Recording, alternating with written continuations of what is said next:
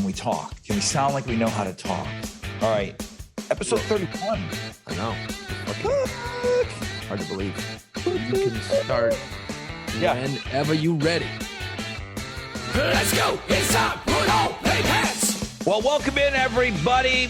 He's Jason Ginty. I'm Rod Ryan, and this is episode 31 of our Play Pants podcast.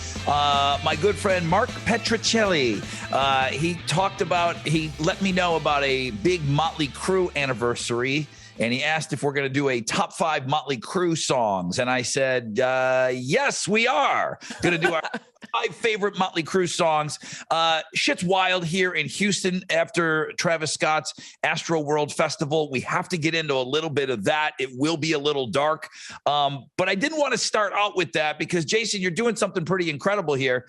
As we are recording this, we're 10 days into November, and you have vowed to do a 10K every day for the month of November. And I did send you something earlier today because it is kind of an awareness for dudes, for your health. And that's kind of why you're doing this. Hey guys, you got to get up and stay active. So you're 10 days in. How you feeling? I actually feel pretty damn good. It's funny. I've come to that point as a guy who's about to turn 50 where, there's these two lines that are intersecting where one of them is my desire to do athletic things. It's still there. I still want to do cool shit, but then age and your kneecaps and your bones, they're going the other way. So we're kind of crossing in the evening right now. I'm in that weird point in my life where it's like, I still want to do shit. I still think I can fucking run, and do these things. Is there anything aching? I used to ask this question of when we talk to like athletes, when we used to have Texans players all the time, I would always say, what hurts you right now? And they would always kind of giggle. Like, what doesn't hurt? Like during the season, they've always got aches and pains, but like what hurts you right now as you sit there and talk? Actually, absolutely nothing hurts right now. Yeah, awesome. It's going up the stairs. It's getting out of a car. If I sit too long, then everything just kind of tightens up. But if I keep moving, like I'm running this, and I got a lot of great positive messages, a lot of them from Play Pants listeners too, man. And I'll get to those in just a second, but I'm running at a pace that I don't think I thought I was going to run at every day. For people who run, I'm running like a 9:15 pace for a 10K, which is good for a guy my age, I think, with no real, I've only been running for about a year and a half. A couple guys have been saying, dude, slow down. You got a whole month ahead of you. So I try to slow down and I don't. And I just keep pacing at this pace and I'm comfortable. I'm not breathing heavy. So from a runner standpoint, for the running nerds, I'm feeling good. My big fear going into it, and I trained all summer, man. I worked this, is the cumulative effect of that much pounding every single day. Because when you train, you do like 3 days on, you take that rest day. You do 2 days, a rest day. At least that's how I've always done it. And it works. It gives your knees and everything a day to kind of go, okay, you know what? Cool. The dude's not trying to kill us today. Right. I don't have that this month. And it's just that cumulative effect. So I did day 10 today. Felt great. Kind of a little weirdness going on in the old kneecaps. You know what I mean? Like nothing that like hurt. But like, as I kept going, I'm like, oh boy. And then all of a sudden it went away. And it's like, when you do this every day, anything you do all the time, you kind of get more in tune with your body. Like if you're going to the gym after a couple of weeks, you're like, okay, that hurts, but that's an okay hurt. Oh yeah. There's certainly a good hurt from working out. So yeah, as long as I stay loose and I keep moving constantly, I may stand up a few times during the podcast, but if I just keep moving, I'm good, man. I'm out there rolling. Any supplements? Is there anything that you do, supplements? Is there anything like a pre-run? Is there a post-run thing? Is there anything that you do? Oh yeah, there's a whole process. I get up 5:45, which is early for me. Obviously, that you're laughing at that. I'm always sleeping in. Get up 5:45. I'm over time shaming people when they get up. Right. I chug like a pint of orange juice with that vitamin C powdery shit. Yeah. That's it. I do that. I eat like a fistful of Cheerios because you got to get that liver enzyme started before you run or you fuck up your day. And then I'll drink water as I don't stretch, but I do all kinds of just warm-ups, knee bends and just different things because stretching's bad. It rips up your your muscles. So, okay. And I've got a routine I go through, and then I'm out the door by 20 after 6 and back a little less than an hour later. No, so I see, you know, I love seeing like the big horses, the weekend warriors, some of our friends back home. And, you know, they're these guys that got these big beer bellies, and they're out there and they're still kind of playing softball, and they all have these huge knee braces on and they're just chugging over to first base. You know, I mean, they need to crank it all the way to the wall to get to first base, and they're chugging with this knee brace on. Any braces or even like the little band that goes around, you know, above your calf, any of that stuff? No, I don't do any of it. I don't take any pills. I don't take anything, dude. That's what blows my mind. And actually, I put up a video on my social media pages, Facebook and Instagram, every day. And I'm going to put them on my YouTube page. That way everyone can just kind of follow along. And it's just like a 1.5-minute video. And I do it while I'm running. And it's always some little tiny dumb piece of advice. Okay. Like, hey, don't be dumb. Call your doctor once a year. Go to the doctor. Prevent horrible things from happening to you down the road. I actually did a thing 2 days ago where I said, look, I got a friend of mine here in New Orleans who's a big dude, right? And about a year ago, he got a cane. And I said, hey, bro, what's up with the cane? He goes, doctor said I'm crushing my knees because I'm so fat. I mean, he didn't say it that way, but that's how he presented it to me. I go, what are you doing about it? He goes, I got a cane. And I went, I almost threw up, dude. I'm like, I get it, man. Some people are not going to be skinny, and I'm lucky. I've had a good metabolism my whole life, but you don't have to be that big. You can make little changes. I did a video the other day. I'm like, look, man, if you're going to a lot of guys will stop at the gas station on the way to work in the morning, get a coffee, some beef jerky, some chips, soda. Hey, maybe don't get the soda. Change that to a water. There's your beginning. Create the new habit. Then in 30 days, ace the beef jerky, get a banana. There's little things. You don't have to go nuts. You don't have to do what I'm doing. I'm not doing this to say, look at how badass I am. I'm doing it to just remind people, hey, a dope like this guy right here, I have no athletic ability in my body at all. Well, clearly there's something there. I mean, you're 10K every day, so there is athletic ability. What about the bathroom? What's the situation with the bathroom? Have you had an episode? We did a story this week about a marathoner, and it was actually pretty funny because she didn't take a shit before her marathon. Big mistake. She kind of like got the timing wrong. She thought the race started at 7:30. It started at 7. So she's in line. Cause I mean, I just did 10 5Ks in a year. Okay. Not even in 10 days. But there's lines for the bathrooms, before the races. Everybody's trying to time it out. Me too. I got to time out my piss. I would always dookie here at the house before I left, but she didn't. She got out there and then boom, she hit the can 9 times. She had bad diarrhea, the shits, whatever. And it was her fastest time because she was just sprinting from shitter to shitter. It was her fastest marathon. I mean, you're out there, you're in the elements. Are you running the same trail every day? The same route? Basically, yeah. I mean, I changed up a little bit just so I don't go insane. I mean, at this point, I've seen the same stupid birds. I got them all named. You know what I mean? Like you do the same thing. I change up, but the whole bathroom thing, it's dude, you're 2 miles in and all of a sudden, boom. Oh God, I got to shit. Is there somewhere to go while you're running? In your pants, dude, or you can run behind a tree if you have to. But here's what I've learned. Yeah. If you don't plan, you have to plan this shit out. Okay. I don't vary my diet very much anymore if I know I'm running. Okay. I stick to a same diet. So I know, and it's a routine. I keep this routine down. I'm not going to go out and eat a bunch of chicken wings the night before, because then you're screwed. You know what I mean? And I've got my system in such clockwork. I wake up, hit the hopper, boom, out the door. Let's go. I'm ready to go. Yeah. But it's taken me a year of experimentation to get to that point. You don't just do that shit overnight. I mean, that's what it takes. What are some of the comments that you're getting? Dude, it's those every day. They're great. I'm watching them. It gets me pumped up. I haven't done much this week. I worked out one time. I feel like shit. But I'm going to go tomorrow. So you got me kind of fired up. You got me back in the gym. Good. So that's good. So there you go. There's some positive feedback from me. You're shaming me to get into the gym, do a little activity. Well, it's not about necessarily shaming, but if that works, that works. You know what I'm saying? I've gotten tons and tons of different messages. Hey, thanks, man. You're right. I need to get off my ass a little bit more often. You know, again, you don't got to run a 10K every day. Take a walk around the block every morning. Get up a half hour earlier. Just do something.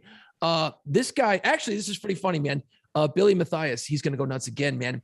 He wrote me this week. He said, hey, did a 15 miler today. While listening to the podcast, I almost fell over when I heard you mention my messages on the pod, and I mentioned him last episode okay. 30. And he heard it. He says, my kids now think I'm cool. Well, your kid's got a pretty low bar if they're thinking that he's cool because he listens. Yeah, anyway. On this show is really nothing to brag about. So this is a great story, but these are the stories I've been hearing. He goes, I was a freshman in college when I broke my ankle and gained a ton of weight. I weighed around 225. And my fraternity brothers nicknamed me the Fat Texan. When my cast came off my leg, I started running, and I've never looked back and never felt better. I'm 55 years old now, and I'm in better shape than I was in high school. That's awesome. He goes on to say, I can't wait to see how far you go on November 30th. Keep it up. You're doing great and changing people's lives. Billy, you're the man. I see shit like that, and I'm like, when I don't feel like getting out of bed, I see that, and I go, fuck. Billy, thanks a lot. Damn it. Now I got to go. Another one of our podcast listeners, Ronnie Mad, what a great name for a sports guy. Ronnie Mad. He says, hey, thanks for bringing up in one of my other videos from earlier in the week, the documentary Game Changer. He goes, really, I think I'm going to try it now. Now, I don't talk about this, but a year ago, I celebrated 1 year anniversary of not eating meat, no dairy, no booze, no cheese, no eggs. I became a vegan a year ago.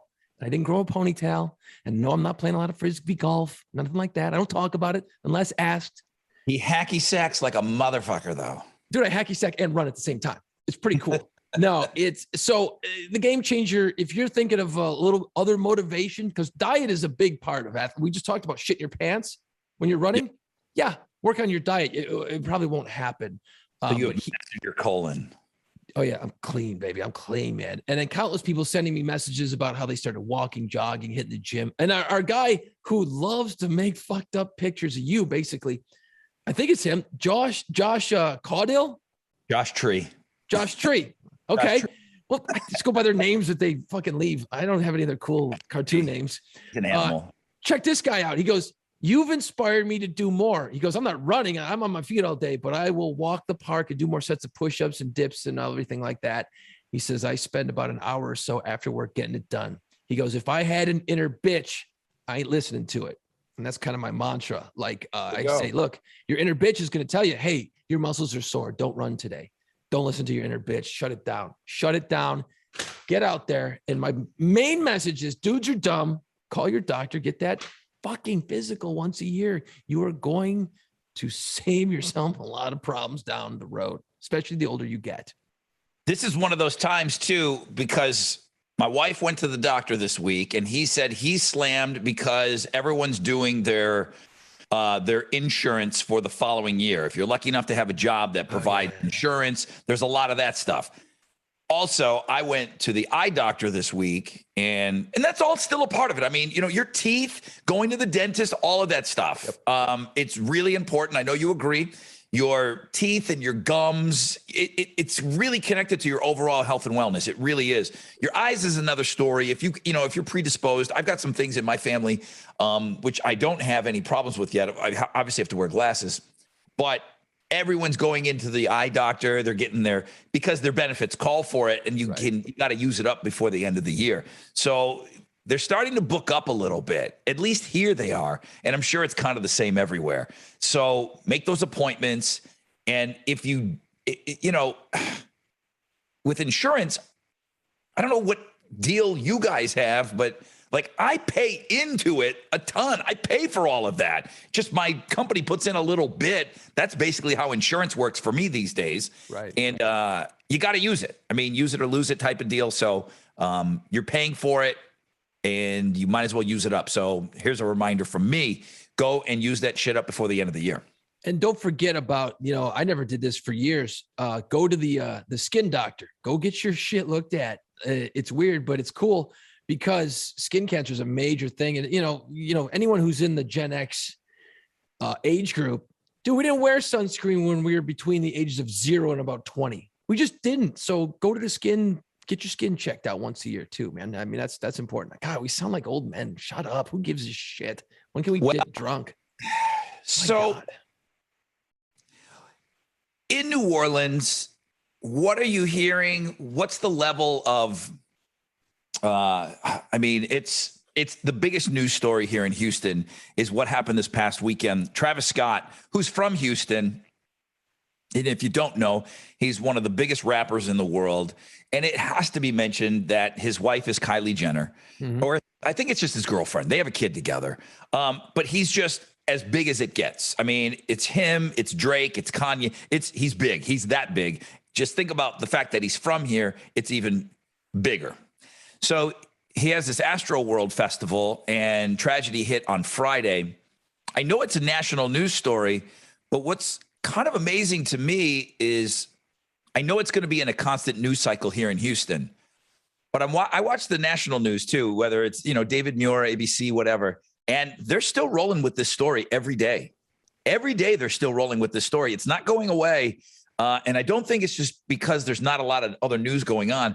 This is a horrific tragedy that happened at this concert where 8 people died at the show. There are 2 people in critical condition that are in the hospital. Ezra is, I want to say 9 or 10 years old. The whole thing will break your heart. There's another 22-year-old gal who's on a ventilator who, I don't want to make any medical diagnosis, but as far as I don't think there's any brain activity for the girl. So we could be looking at 10 people, but right now there's 8 people confirmed dead.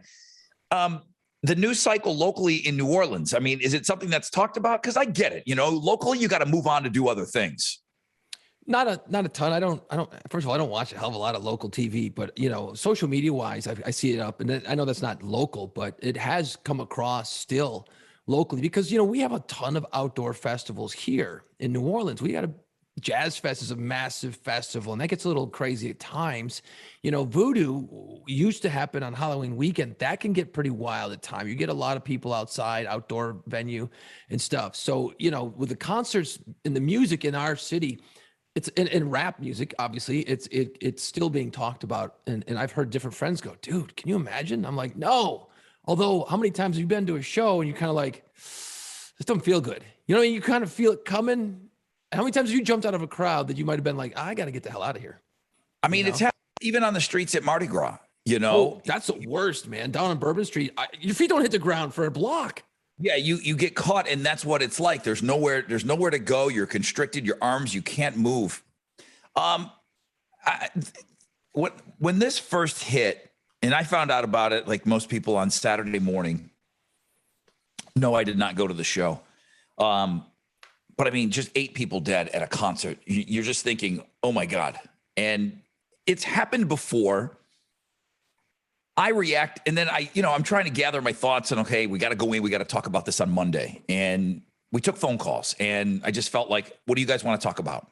What do you want to say? And I'm not going to put somebody on. Well, did you hear this? Well, I heard this, and I heard, I'm like, I'm not doing that. I don't need to be first on any information on my show. I need to be right. And that's the most important thing. And I get it. People were really, really running hot.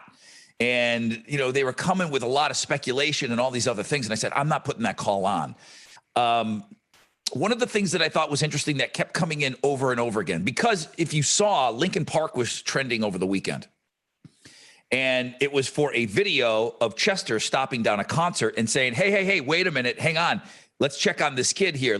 Is that guy okay? And it was just an example of what's the right thing to do when you're on stage when you see something happening. So Travis Scott is obviously this massive hip hop star, and people want to call in. And one of the first responses was, well, at rock shows and at metal shows and at punk shows, when we mosh pit and we slam and we always, safety is number one. We pick the other person up and we always make sure everybody is okay. And I said, yeah, I believe that to be true, but you're not comparing a similar situation. What you had at Travis Scott's show was just like and I know you guys all know everybody's a weather expert down here. You all know what a storm surge is. And that's exactly what happened. He had a countdown clock before he hit the stage. Oof. And went on for, now some times are starting to come out. 8:30 is when a timer countdown started. Dude, that's when people started pushing forward. He didn't go on stage until 9:02. Oh. This is this boom, boom, boom, just getting people riled up. What you had was a crowd pushing forward, and it's just like traffic. When one car slows here, it makes it worse. So you have somebody in the back pushing a little bit, but each person is pushing a little bit more, and now you're crushing people in the front. So the rock guys, I had to tell them, this isn't a mosh pit where there's a big circle and somebody falls. People that were at the show said, Rod, I couldn't move my arms. My arms were at my side. I couldn't move. I was like in water, okay? And you can't control the sea of people. It's just like being in the current, a current of people. You can't bend down to pick somebody up. The best you can do is not fall over when you step on someone. There was people on the ground. Getting trampled, yeah. You can't pick them up. So I kind of described it as three different things, because there was this push and this push to the stage that was just this slow, gradual, that just, it was like a vice tightening. People were talking about hip hop and everything else. And I said, hey, Pearl Jam had people die at their show. Okay. Pearl Jam, overseas, Belgium, had people die at their show. So there's, and you got to go with the years too. 2000, that's our Generation X. There's people died at their show. And then there was a very famous tragedy at a Who show that was covered on WKRP in Cincinnati, which was kind of a comedy, but they did do a serious episode where people lost their lives. 11 people lost their lives at a Who concert. Now, that was a separate situation because the Who concert was people rushing to get to the front of the stage where they had all this open area and people were tripping and falling. And it was more like people coming in on a Walmart Black Friday situation. You've all seen those videos before. Right. So there's a big difference. But that was 1979. So the only reason why I use those as examples is because everybody that's older likes to say, well, kids are idiots now. There's no respect for anything. This stuff has happened before. So again, I'm not blaming a generation. I'm not blaming a style of music. You're not, dude, you're not. But man, I tell you what, the social media comments, even when I saw you post, you broke the news for me. I saw it on Instagram. I'm like, holy shit, what just happened, you know? Yeah. And I started reading the comments because like, usually you can get a couple comments. You're like, oh, okay, you get more details because usually you get a couple. But man, it just turned, and not just on your page, but I mean on everybody's page, it just turned into, oh, that would never happen at a rock show. That would never happen here. It's all because of rap music. I'm like, man, you guys don't know shit about anything. Go to how many soccer games in Europe have had the same problem? The religious gatherings, these people get crushed all over the world all the time. It's bad crowd control at the end of the day. It's not like one thing went wrong. There's a bunch of elements. And as this unfolds, maybe you have more details. But I know as the lawsuits pile up and the more information keeps creeping out, you're going to find out that there's a lot of little things that went wrong that day. You know, I mean, explain to me. Wait, before we go any farther, NRG Stadium, is that where the Texans play, or what is that? Is it outside? What was it? It was in the parking lot. Oh, ooh, shit. Yeah, outdoors tough. So it's an outdoor situation. So they had everything built, and outdoor festivals, everything is built. They had breached the entrance and everything earlier that day. Oh, man, I mean, that's bad. That's a bad sign. They took down metal detectors and everything. And, Travis Scott, and I'm not excusing him. People think that I'm defending Travis Scott. I don't know that much about him. I can tell you that there is a documentary on Netflix. At least there was. I can't imagine them pulling it. I hope they don't, because I want to try to get a chance. I want to try to watch it this weekend. Look, Mom, I Can Fly. And I'm going to recommend everybody watch that documentary. And that's going to give you an idea of what this guy's like, because that documentary is about the previous Astroworld that he did. So he has been cited before for inciting and, getting people a little overexcited. I don't want to misspeak because I don't know what he's been, if he's been arrested or he's been fined, but he's got a history of encouraging this type of behavior. And, he's a rebel guy, and it's punk, it's rock and roll, it's rap, it's that, F the man type situation. Right. But that's, again, all genres of music. They're looking at everything. The timetable for me is everything. And we don't have to talk about this all night, but the timetable of when was the first casualty reported? What was the chain of command? When did Travis know? Because now I had heard this on Monday, and this was another one of those situations where I wasn't going to go early. Some guy on Monday said, fucking Travis Scott, man, he was out Saturday night. He was out, dude. I'm like, dude, I don't know that. I don't know that, and I'm not going with that because I just don't know that to be true. So I'm not going with that. Now it's confirmed. He was out Saturday night. Him and Drake were at Dave & Buster's. How in any world do you not know that something happened at your show and you're out Saturday night? Well, and you're out at Dave & Buster's of all places. Jesus. It doesn't bring back anybody from the dead. It's very popular.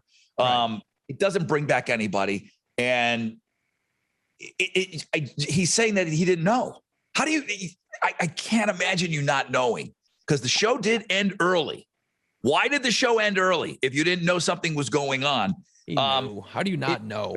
15 to 20 minutes before the scheduled time. So the show was over at 10:15, and I think that thing was scheduled to go until 10:30. Unless he routinely runs early, we don't know too many bands that do that or artists that run early. But at 9:38, mass casualty reported. 9:38. The show is over at 10:15. There's a lot of time in there for a manager and whatever, there's radios. There's got to be communication. I just can't imagine it's not getting from, the message is not getting from in front of the stage, medics, to band management, to tour manager, to stage manager, to, hey, we got to do something here. That's just bad management then. That's a fault of the management. You got to tell people, man. And then how the hell do you not know? And I get it, when you're a performer and all those lights are in your face, you can't ultimately see the crowd very often. It's blinding. But there had to be roadies. There had to be dudes on the side of the stage watching this sea of people just getting squished against the front of the stage somewhere and going, holy shit. You've been there before. You've been at a rock concert before, and I have too. And even at BuzzFest, there's this sea of people that are just continually coming over the railing. You're not stopping the show because somebody's got a skin knee. You're not. If somebody's got a bloody nose, you're not stopping the show. So where people were upset about me, where I was defending Travis Scott, you see a video that's a very popular video, and it's like people are screaming, stop the show, stop the show. And I don't think Travis Scott is going to stop a show, 50,000 people, because there's 10 people in an area saying stop the show. I don't know that he quite gets that message. No, because there's so much noise on stage. You can't see shit. I'm not defending him. Apparently he heard and he reacted to it. Oh, but you're still not stopping your show because a chant from people in the crowd. You're going to need somebody of authority higher up to say, okay, no, we really need to stop this and pull this plug. So the time frame and the timetable is everything to me. When were messages relayed? And I have to believe humanity. I can't imagine that people die at your concert. You know this, and you go out and party that night. I cannot for the life of me think that somebody could do that. I don't know this guy, but I'm just saying, as a human being, I can't see you going out and having a party with you and Drake with the knowledge of what happened at your show. No. So it's terrible. All of that stuff will have to be looked at and there's going to be report after report. Okay, this call was made here. This call was made here. What I did learn in all of this and the millions of concerts that you and I have been involved with, Live Nation is being named in this suit, obviously. Right. There's a 52-page manual specifically for this show, and it's all the protocols. It's everything. If there is a casualty, you don't say on the radio, we have a casualty. We have a Smurf. I saw that. Wow. Dude. Again, there's nothing wrong with having a manual because you are preparing for the worst. It's a manual. It's like insurance. You get it and you hope you never have to use it. In this manual, 52 pages, it lists the person that can actually pull the plug. It's who, okay? The HFD cannot pull the plug on the concert. I don't even think the cops can pull the plug on the concert. I mean, ultimately, of course, they're the law, but there's somebody that pulls the plug.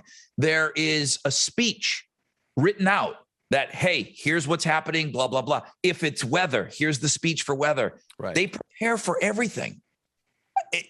That's amazing to me. I don't know that I knew that they were that prepared for every show.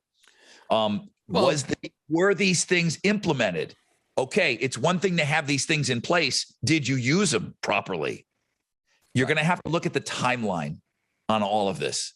You're going to have to dissect every single minute, and you're going to have to look at the chain of command. Who knew what when?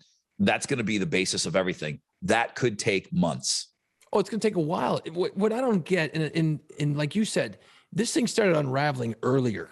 When you got a bunch of people blowing through the metal detectors. As early as, I'm telling you, the first reports that I heard were like 9 o'clock that people were knocking shit over. And then at noon, it got really bad. And people were getting trampled, Walmart style, Black Friday, trampled. 2 o'clock, there's video on the news. That day, watching it happen. And I'm like, these idiots, they're going to tear that place apart. That's kind of a red flag in my world. Like, I mean, I get it. Everyone wants to have fun. You're going to allow so much fun to be had. A couple guys getting in fist fights. You've been enough rock shows. That shit's going to go down. There's going to be pushing and shoving. There's going to be, issues. But when you're knocking over booths and you're blowing through the metal detectors, first of all, going through the metal detectors, what the hell? Who's putting those things up? What are they made of Cheetos? I mean, come on. You got to, They knocked right down. They went down like. Then you cannot control a crowd. And the crowd has to be controlled. I mean, that's why a lot of times when you go to these concerts, there's, especially the big outdoor ones, there's like corrals of sections that you can't, you know what I mean? And if you're blowing through that, the problems began way earlier in the day for this thing. This was bad from the word jump. Something's on the internet. It says, hey, man, you want to volunteer to work security at this big, huge thing, and you're going to get a free T-shirt, and maybe you'll get to, a free concert and whatever. Nobody's trained.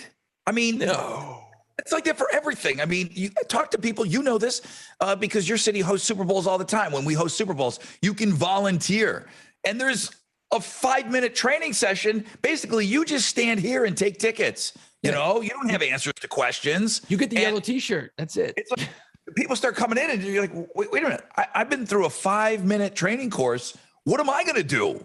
I'm not getting killed over this. You've seen that video, that meme where there's a video that always comes up all the time. There's this guy. I don't know what sporting event he's at. But he's got the yellow jacket on. He's got the wand. And he's supposed to be patting down everyone on the way in. And he's just kind of like, he's like ghost touching them. He's like 5 inches away from their body. He just kind of waves up and down along the side of their body and they go in. I've gone to Saints games, any concert. There's not that many people who you're like, yeah, that's a security person. No. Back in the day, you had those big hulking mutant dudes with no necks. Right. You're like, okay, now that's security. That I feel safe with that dude. They just needed numbers to match whatever was necessary. If you need 1 per 200 attendees, then okay, we got to hire this amount of people, and you got to check the box that okay, we've got this amount of people wearing a yellow shirt, and we're good to go. Well, you weren't good to go. And so that's another thing that's going to have to be looked at. I didn't want to talk about this all night. I really didn't. We've been talking about it every day. I just couldn't come on this podcast and like pretend that this stuff's not happening. 6 blocks from my house, there is a girl who Brianna Rodriguez, 16 years old. She was one of the 8 that passed away, and they did a vigil for her tonight. And her favorite color was pink, and everybody's outside. And, you know, dude, I'm telling you, it's 6 blocks up the street. She went to Heights High School, and 16 years old. You go to a concert to have fun. It should never, ever be a life or death situation. I know that there's been things where there's been weather, and I know that there's been concerts where the staging and there's been other traumatic things, but you just go to a concert. It's what you do. The ages of the 8 that died, 14 to 27. Those are babies. You know that. Those are babies, you know? And then I just can't stop thinking about Ezra, who's, I think, 10 years old. His dad took him to the show, and you're like, and I didn't even accept somebody saying, well, what's a kid doing at that show? Okay, Travis Scott, huge for a 10-year-old. I'm sure the dad loves him. The kid loves him. There's amusement park rides at this thing. Okay. It's Astro World Festival. So it's music. It's an all-day thing. Dad's got Ezra on his shoulders. Oh. So he's up here. So think about, you're kind of exposed. You're holding onto your kid. Now your rib cage and everything's exposed. Now they're crushing in on dad. Dad can't breathe. Dad passes out, goes down. Ezra goes down. Oh. And every organ is destroyed. Everything in this kid's been stomped on. He's in the hospital right now. It's the worst. It's the absolute worst thing. And it just, you know, it needs this amount of time. It does, just because I would think that a majority of our audience for this podcast, and you, for your station and my station, you know, people love music. They go to live music, they go to shows, and it's so relatable, yet unbelievable at the same time. I've been in situations in a lot of different shows over the years. And yeah, a lot of times I shouldn't be where I'm at in the moment, but you get a little pushy and shovey, and Mardi Gras is a great example too. I've been in some scary ass situations. I'm like, okay, it's time to go. It's time to go. And getting back to the kid on the dad's shoulders, my kid was 8, and I was at the Red Hot Chili Peppers with him because he loved the band and I love the band, on my shoulders the whole time. I took my kid to see the Foo Fighters. I took my kid to see Guns N' Roses like 2 years ago, outdoor, you know, in the elements and all that. It's, yeah, if you got a kid and the kid gets it and the kid knows what's happening, you take the kid, man. I got no problem. But I always, you know, you're as safe as you can be. And I'm sure that this poor Ezra's dad was doing the best he could, but man, when that wave comes, you're not stopping it. He's time with his kid. He's being a great dad. He's being involved in his kid's life. I mean, let's think about all the good. Same interests, music. I mean, that's so hard, man, especially at that age to have that, you know. And then, you know, when the kid gets older, that's, you know, it's tough to connect with your kid, first of all. Yeah, we need a couple of miracles here in Houston. So I'm going to throw that out there. I'm not the most religious man in the room, but we need a couple of miracles here in Houston. And I get it. The news cycle is going to move on from this, and the national news is going to look away and go to other things, just like they always do. And it's fine. But it's because it's here. It's in our community. It's here in Houston that it's the biggest, most talked about thing that's happening right now. And it's just very sad. It's the saddest thing. Well, what has to happen though, Rod, is the concert business is now going to have to make a sea change. You think Live Nation, the biggest promoter concert thing going, basically, is going to, you know, they're going to get, you know, sued this 100 different times over, but they're also going to have to make a lot of changes going forward. So there's going to be a lot of changes at concerts. Hopefully it goes past, you know, how you mentioned it a minute ago. There's just random dudes off the street for a hot Coke and a pack of smokes and a yellow t-shirt to be security. That's not security. You know what I mean? That has to change. You know, that has to change. After the tragedy with the Who that I talked about in Cincinnati, that happened in 1979, where 11 people were crushed. Now there wasn't a ticketed seat. It was an arena, and it was just, you go wherever you want.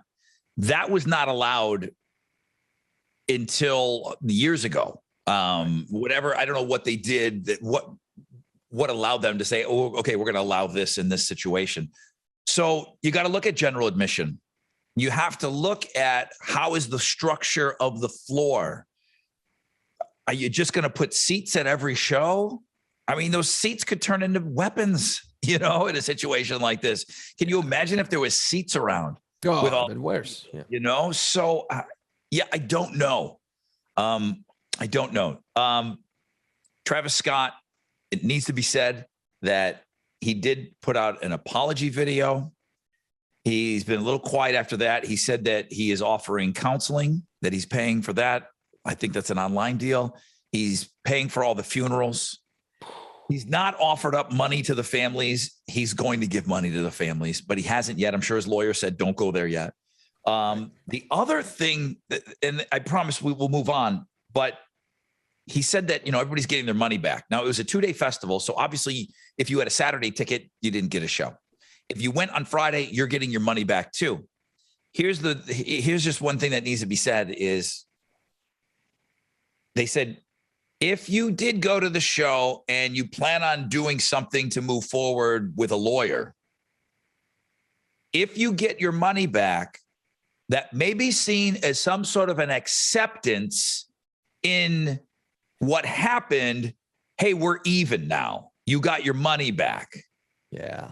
Does that make sense? Yeah, I've heard of those types of things before. You got to be real careful of those little loopholes, man. There's a disclaimer on tickets. It's the same thing with baseball, okay? If you go to a baseball game, you go to an Astros game, it says on the ticket, you're assuming a certain amount of risk that a ball could come flying up and boom, it's on you that you're coming in here. Well, somebody gets hit with a ball, there's still going to be a lawsuit. There's still, anybody can sue anybody, whether you're going to win it or not.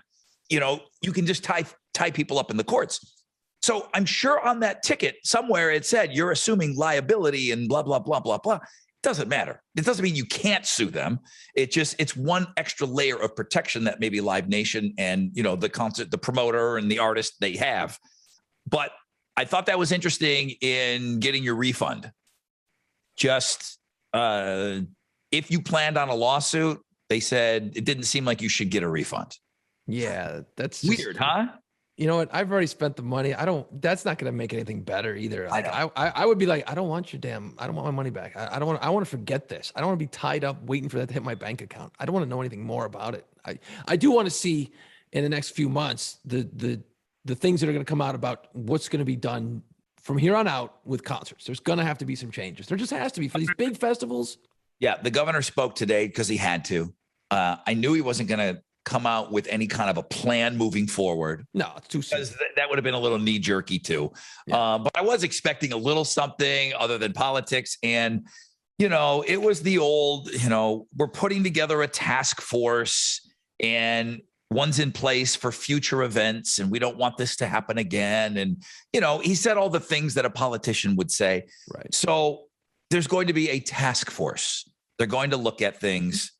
Does it just spin around and nothing happens? This isn't the kind of thing where nothing can happen. No. So I do believe there'll be changes. Yeah. Live Nation's too big of a company. Live Nation is way too big. And they're going to be like, oh shit, we're going to get sued like crazy. And they're going to lose a lot of money over this. Yeah. They got like some horrible things to deal with, but they're going to have to make changes for the future for these big concerts. How many times you've been to a festival? And I'm like a freak, man. I'm the type of guy that if I go to an amusement park, what am I thinking about on that roller coaster? How drunk was this guy that put these bolts together, that put this thing together? I'm afraid it's going to fall apart when I'm on it. You know what I mean? I'm a nerd.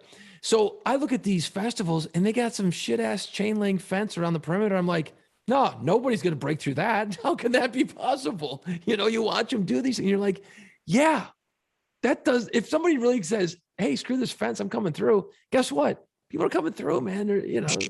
On your Walt Disney World, every ticket, SeaWorld, everything. I'm sure on that ticket somewhere it says, hey, you're coming to this thing. You're assuming some sort of correct. Hey, the worst could happen. It's not on us. Yep. I think everybody's going to start looking at their tickets now for sure. If you didn't know those disclaimers and things were on there, yeah, it's called fine print for a reason because it's fine print. You can't read it, but it is there, right. And these are huge corporations. So anything else on this? It's the worst. When I saw it, I immediately thought about Pearl Jam because, we covered that back in the day. And that was a lot of talk on alternative radio for a while. And one thing that was interesting about that is that, obviously, the same sort of thing happened. I think and I don't know the full details, but I think Pearl Jam tried to stop the show, and they didn't really know because it happened in a different way, but they were devastated afterwards. I mean, they were devastated. And a couple of days after the Pearl Jam concert tragedy where the people got killed, Pete Townsend called Eddie Vedder and said, "Hey, I got some experience with this." Yeah. And Pete Townsend of The who went through that tragedy in 79, calls Eddie Vedder and says, "Dude, here's what you should do. Here's how I suggest you try to work through it." And they had a conversation, and they kind of, he gave advice. And it's like, because how do you even, what do you do after that? Because every time you're going to have PTSD, you go on stage as a performer, you're going to look out, all you're going to see is people getting crushed. You know what I mean? For that next show, I would imagine. Yeah. And I remember in the behind the music days, AC/DC, the only thing that was completely off limits, and they never ever spoke of it, somebody died at one of their shows. And it came to me after hearing the Travis Scott Astroworld Festival tragedy. And I remembered, and that's what started making me think about the timeline of when do people know? When is the radio in? When does it get to the artist? How does he go out afterwards and not know? That blows my mind, but I don't know. So I can only, these are my thoughts and feelings. AC/DC, even at the time of the documentary, they wouldn't talk about it. And I don't know if it was somebody that was close to the band, but somebody wrote that, which wasn't true, that they knew and kept the show going. And that destroyed them. That absolutely destroyed every member of the band, that somebody wrote that they would keep a show going with the knowledge of somebody passing away at the show. They said that's absolutely not true. And that was it. I think it was one guy, maybe Malcolm, broke his silence after all of those years. And that was the thing that destroyed them. So there's nobody still playing with the knowledge that somebody passed away in the audience. No. And how many times there's great footage of Dave Grohl stopping the show numerous times at Foo Fighters shows and screaming all weekend. Remember back in the day, we go see the Goo Goo Dolls before they broke through. We see them in these clubs. They were a punk band, man. They were awesome. But man, they'd be ripping along. And if they saw a dude, a frat boy beating the shit out of some other dude, they'd stop the show. And they go, "Hey, asshole, get out of here." And they call security and get out. As a band, you do have a responsibility. I mean, there's a fine line they got to walk, obviously. But man, you see someone getting pummeled or you see that kind of thing happening. Why wouldn't, going back to the Travis Scott thing, why in the hell wouldn't the roadies and somebody go, "Holy shit, we got a problem here, guys"? Correct. He did. And he did stop. He stopped the show once or twice. He did. Hey, hang on a second. So it's not like he never stopped. I can't believe somebody didn't get into his ear at some point on that show. And they still pulled it out, and they brought Drake out. And it's like, man, I don't know. The timetable is everything.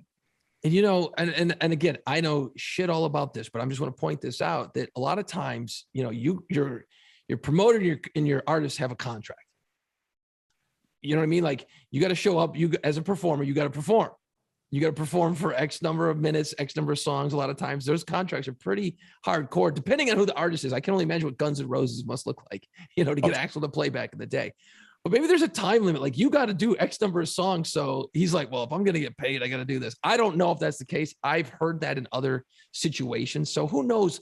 There's so many layers. And again, we got to wait the next couple of weeks, and it'll come out, because people got the lawsuits and the lawyers got their foot on the gas. They're going to find out, man. I want to do some fun stuff today. And I know it's taken a long time to get here, but I appreciate you even letting me talk a little bit more about it. It's good to just let it out, because it's nasty stuff here. Brutal. Our good friend, Mark Petrocelli, he let me know that there's an anniversary. At the time of this recording is November 10th. And it's a little bit of a stretch, because most of us didn't get our hands on this album. I did get my hands on this album afterwards, but Motley Crue, Too Fast for Love, their debut solo album. And this is when they had their own Leather Records label. I think there was 900 copies that came out on this day, and like 4 sold probably. Later, it was released by Elektra Records. When Elektra signed them, then they went in and re-recorded some stuff. They kind of, polished it up a little bit, and then they put it out. But this is the 40th anniversary of when they put it out in 1981 on November 10th. So to celebrate their first album, Too Fast for Love, he suggested that we do our top 5 favorite Motley Crue songs.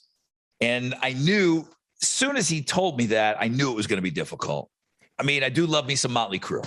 And again, every time we do these damn lists, I'm like, oh man, I play a lot of Motley Crue on the classic rock station.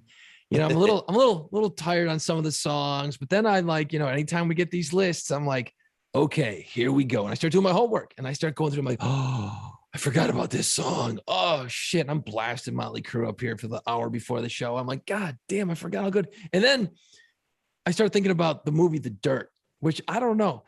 I've seen it like 3 or 4 times. I love The Dirt on Netflix. I love it. I love that movie. I thought it was a great movie. I thought it was perfect for where it was. It was a Netflix movie. I didn't think that it would have been a flop in the theaters. It was perfect for what it was, when it was. I mean, to be honest, that movie's about, 15 years too late. They started talking about that probably 20 years ago, because I interviewed Nikki Sixx when I was still in New Orleans, and he was talking about doing a movie, and we were talking about who would play him, and Ashton Kutcher and stuff. Those guys are all way too old now. Right. But the Dirt movie brought Motley Crue back into my life. You know what I mean? Like The Dirt, when it came out a few years ago, it brought Motley Crue back, because watching the movie and hearing the songs again, it sounded fresh.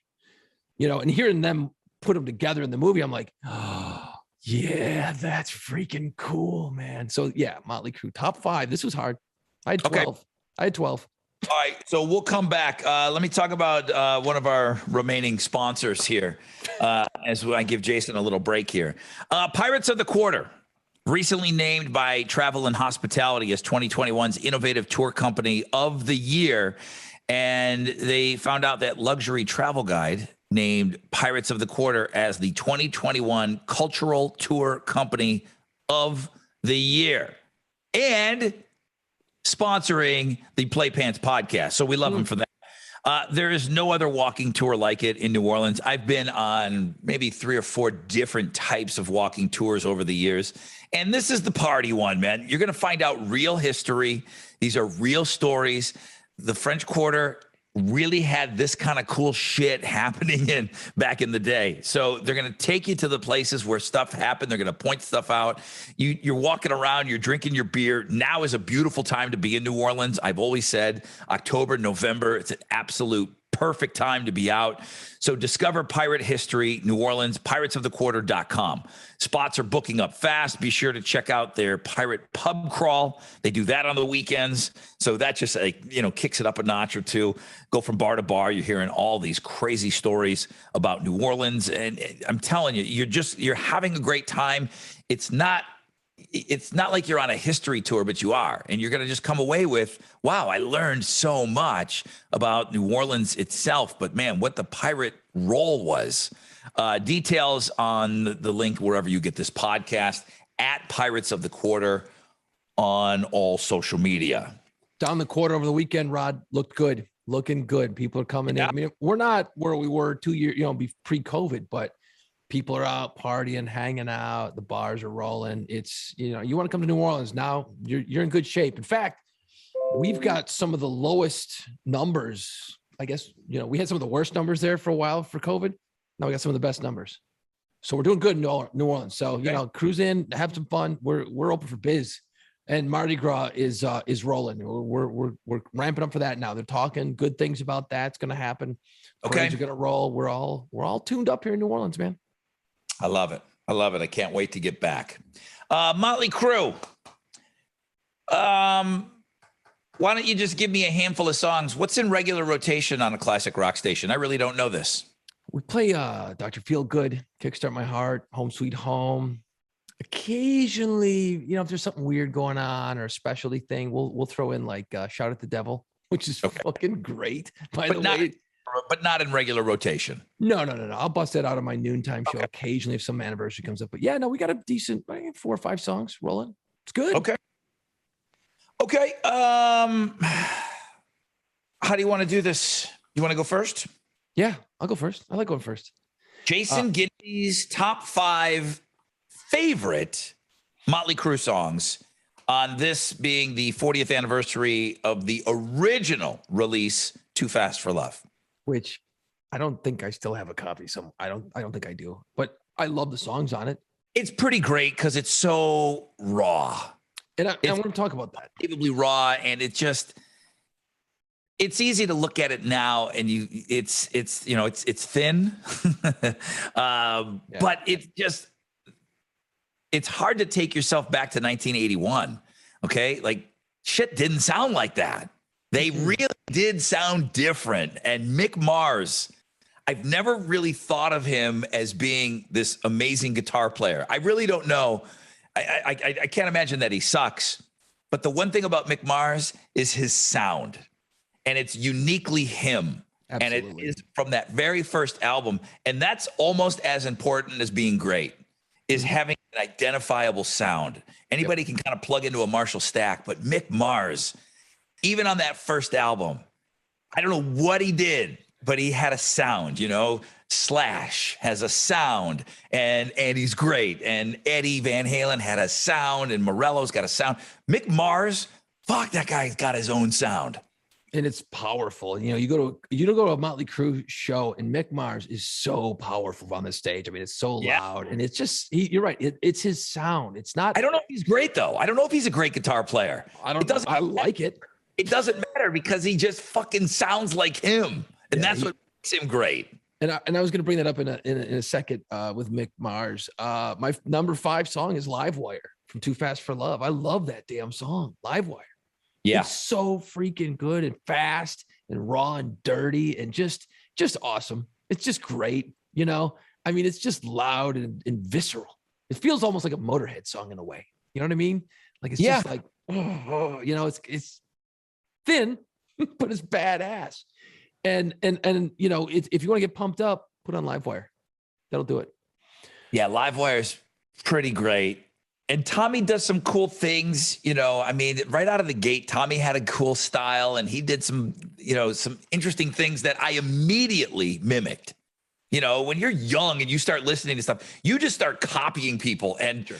Tommy Lee is, he's grabbing the cymbals and he's shoom, he's doing that real quick cymbal hit. And it's like, I think Tommy Lee's the reason I bought a cowbell. The cowbell in that song is great. I love that because it's like comes out of nowhere. It's like, oh, I need a cowbell. Gotta have one. I was going to ask you before we go into number 4, because this is going to be a long top 5 list. Tommy Lee, I see him now. He's like playing with other people, and he's always been kind of dabbling in all kinds of weird shit. He's never stood in his lane. Is he a really good drummer, or is he just good for what he does in Motley Crue? You know what I mean? He's perfect. He's perfect for that band. I think he's a really good drummer, but he also has a signature style, and the things that he did and the fills that he did. There wasn't anything that was overly difficult. And obviously his showmanship, Jesus Christ, spinning around and up and down. And then, in the later shows when he was kind of like on the roller coaster. And, Tommy Lee could entertain. He could entertain, and he's maybe the most entertaining drummer of all time. Certainly one of the most infamous drummers of all time. I just wouldn't put him down as one of the great drummers, but the same thing that I said about Mick Mars, he had these signature things that you just knew it was him. Right. And I mimicked so much shit. I stole so much shit from him. A really good drummer that carved out his own thing. Absolutely. My number 4 song, and I had forgotten about this song. I'm like, holy shit. So I've been playing it like over and over here the last half or before we started the podcast. The song from Too Fast for Love called Take Me to the Top. Okay.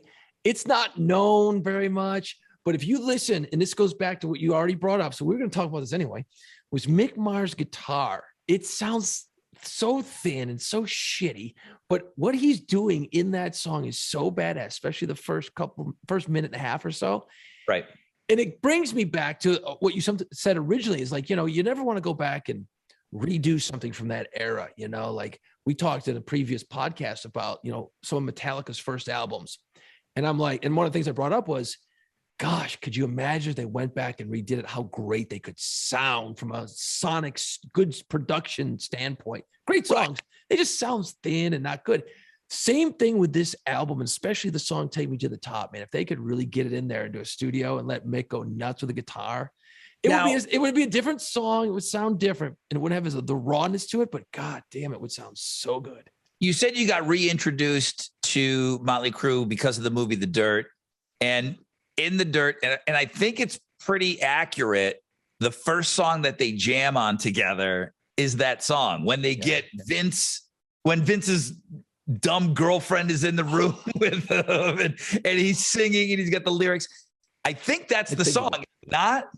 Shit, I'm going to have to go back and see. Now I'm going to have to watch it again because I don't mind watching it again. But if you watch that, I'm almost positive. I've only seen it once. And I think that's the first song that they work on together. And that probably, I think, put it back in your head. Because, I mean, that song, it's a deeper cut. Way deeper cut. It's a deep cut. No radio stations are playing that. You'll get it on XM Sirius once in a while. But it's good and it's powerful. It's got that. It's 1981. It's thin. They didn't spend a lot of money on production back on that album. Basic song too. I mean, Nikki Sixx is this unbelievable songwriter, and you just saw him grow. Yep.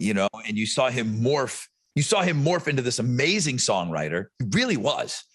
He really is a great songwriter. And that stuff was, that's how old they were. And that was kind of the stuff that, you did. It's a garagey song. Absolutely. Speaking of songwriting, this is when it started to really get better for them. Dr. Feelgood's album, the song Don't Go Away, Mad, Just Go Away. I don't know why. It's kind of cheese, but I love that damn song. Girl, don't go away, mad, just go away. He actually took the idea for that line. I think it was from like a Clint Eastwood movie called Heartbreak Ridge. I think that's the one. There's a line in the movie, and that's inspired Nikki Sixx to write this song. And if you listen to it, there's a lot. It's just better songwriting in the song. They definitely grew. Go away, mad pilgrim, just go away. I think that's John Wayne. That was my John Wayne. It's not bad. I do know voices. It's bad. That song, I like the storytelling in it. Yeah. He kind of talks about, hey, I needed a place to crash, and it's a little autobiographical. And I always liked that. I thought that was cool. They're sharing, I needed a place to crash. I don't know if it happened like that, but I thought it was just kind of cool. I always loved when Steven Tyler would talk about Joe Perry in the middle of a song. I just thought that was the fucking coolest thing in the world. So when somebody uses somebody else's name in a song from the band, I'm like, I don't know why. It's like, yeah, you guys are pals, man. That's cool. And I think, and I might have this wrong, but I think it was this song where they name dropped one of their other songs. There's a line in it that's Too Young to Fall in Love. Going back to their older album, I think it was on Shout at the Devil, Too Young to Fall in Love, which isn't in my top 5. I didn't know that. I'm the worst lyric guy ever. But they name drop one of their other songs. So it's kind of a, hey, remember that song? And actually that one didn't make my list, but man, it was bubbling under. Number 2, I had Home Sweet Home. And I know I play the shit out of that stupid song on the radio, and it's been played a bazillion times. But if you go back and you could separate yourself from hearing it a million times, right? Like we have to sometimes do, you listen to it and it's fucking great. It's fucking great. They wrote it after they came off the road they were gone like 18 months or whatever it was after the Shout at the Devil album blew up for them. And they went back and they left to go on tour from their shitty little apartments. They're gone for 18 months. The bus dropped them off at their shitty little apartments. And it was Tommy and Nikki. They're like, after half an hour being home, they're like, hey, what are you doing? I'm bored. They're like, me too. So they went out and got a bunch of blow and some booze and then wrote Home Sweet Home. Yeah. Like they didn't know what to do. Can you imagine that? You've been gone for 18 months. You've made money. You've had all these girls. You've been around the world, and they just drop you off on your couch. You're like, holy shit, what just happened for 18 months? They actually closed with that. I got to see them in LA when they said they were never going to tour again. On December 31st was going to be their last show ever in LA. I was in LA.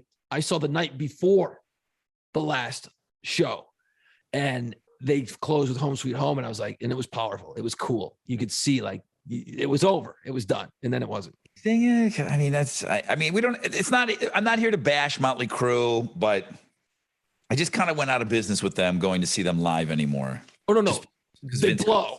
They blow. I mean, singing wise, they blow. I can't believe I don't have any John Corabi songs on here.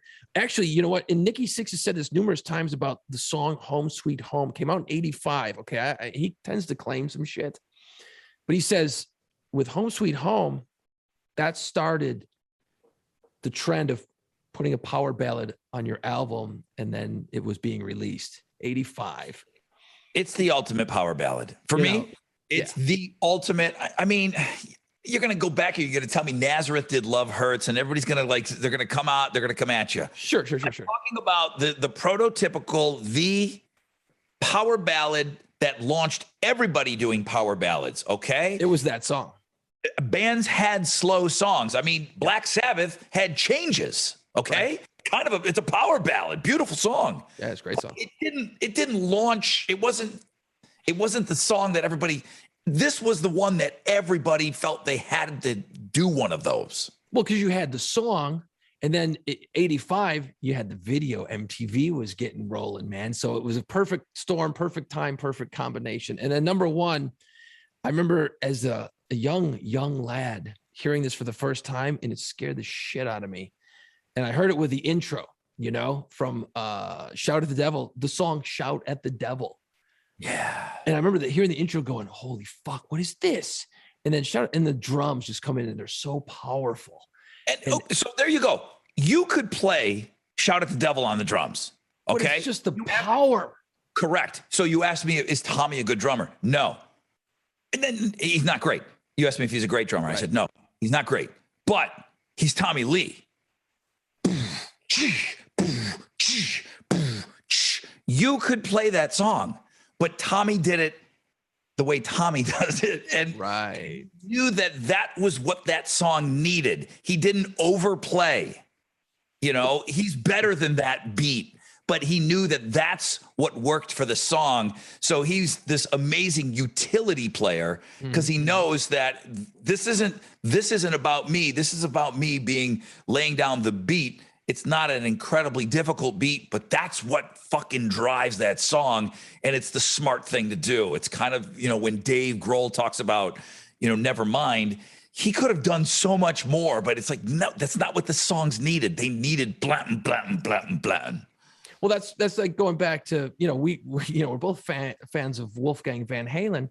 And when that first song came out, The Distance, the guitar solo, everyone's like, okay, here comes. When they first heard the song, he doesn't shred. No, but it fits the song so perfectly. And I love it. It fits. There's so many songs out there, and a lot of these metal bands were guilty of it, where it was just like the song's going along, it's pretty good, and the guitar solo just comes in and it sounds like it doesn't even belong.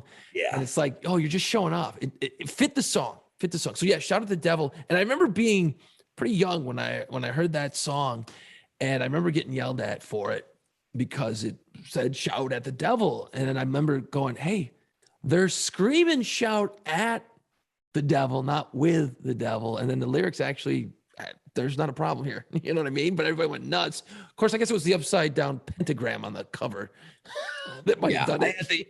I had the cassette, and Mom was a little worried, but she was cool about it, man. I tell you, she was cool. I had that, Bark at the Moon. There were some things, and she just knew that, okay, my mom's mom didn't like her music. Right.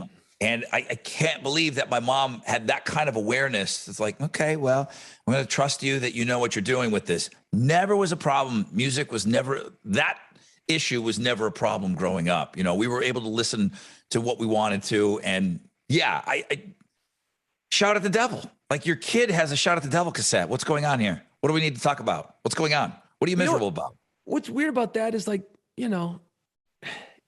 how do you do that? Like, as a parent, okay? Like, I guess your mom just knew. She knew you weren't, going to go off the deep end. How she knew that, I don't know, because I'm still trying to figure it out with you.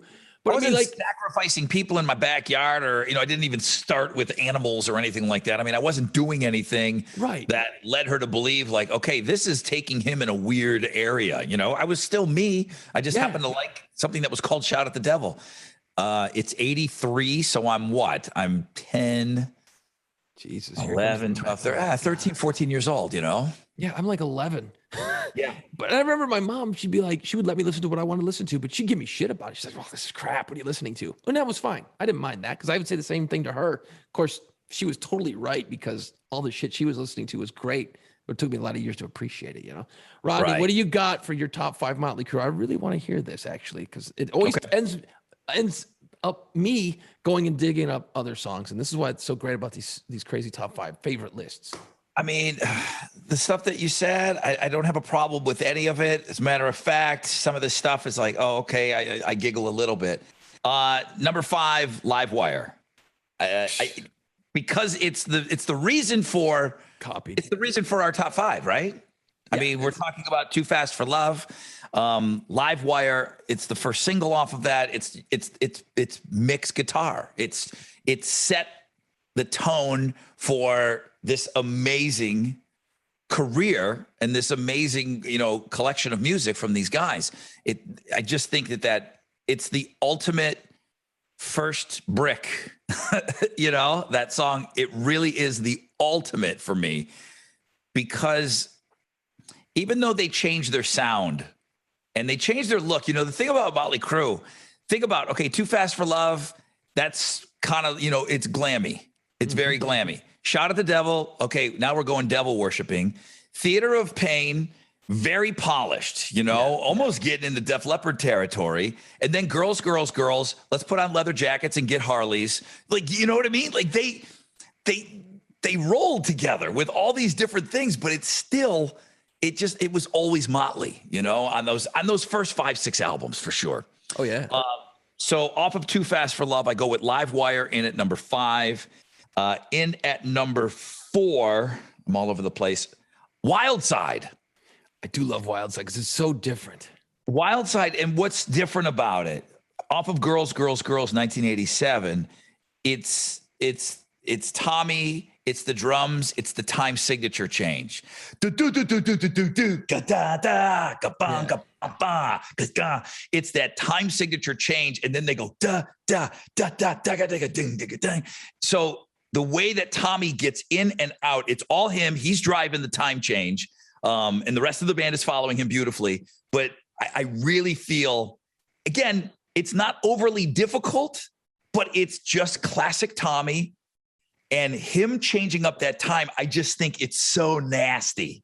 It's so great. Wild Side in at number 4. In at number 3, you mentioned it. Good knowledge on mentioning the lyric in another song. I didn't know that, but Too Young to Fall in Love. God, and the drums on that too, man. Yes. Yeah. It was difficult. I knew I had to go with Shout at the Devil, something off of the album. And I'm like, okay, Shout at the Devil. Is it too obvious to pick that? Is Ginty going to pick that? Yeah. Probably. Simpleton. He'll probably pick that. Too Young to Fall in Love is my favorite song off of that album. When it came down to it. And it's an amazing album. It really is just, it just meant so much to me that listening to that cassette over and over and over again, that was around the time that I was hanging out with a couple of guys that were a little bit older than me. And we were doing the boombox thing on our shoulder, and we're cranking that cassette, and we're Shout at the Devil, and we're walking around with a boombox, Shout at the Devil at Darien Lake. Okay. Which was like an amusement park. Like for here, it would be like, Astro World, Six Flags, something like that. We're walking around and we're jamming that because I get to go out with these little bit guys that are a little bit older, and we're walking around with an obnoxiously loud boombox. So with the boombox, Rod, and I never did understand the way to do this properly. Were the speakers going at your ears, or were they pointing out away from you? If you're by yourself, it's going right in your head. Okay. Boom. It's just for you. If you're with other people and you're trying to show off a little bit, outward. And now here's me and my gang. There's 3 and 4 of us walking around, and we're playing Shout at the Devil as loud as we can. Now it's a party. Now it's a party that I don't want to be any part of. That sounds fun. Wow. Sorry I missed that. Fall in love. Too young to fall in love. That's my number 3. My number 2, Home Sweet Home. Holy shit. Same number and everything.